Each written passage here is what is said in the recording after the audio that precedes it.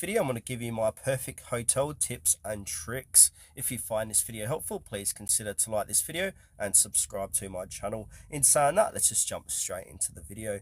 Alright, so tip number one, prioritize upgrades. So focus on the reception first. This speeds up check-in and brings in guests faster.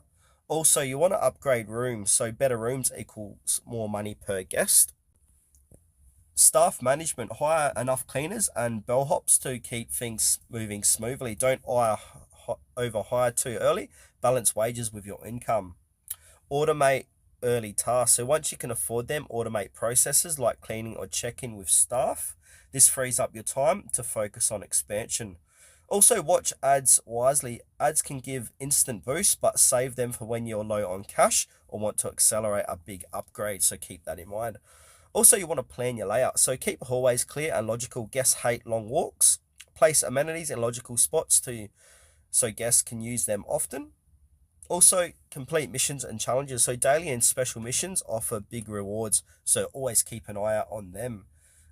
And now you want to expand carefully, so don't rush to build new floors before you maximize the current floor's earning potential. Upgrade fully before you move up.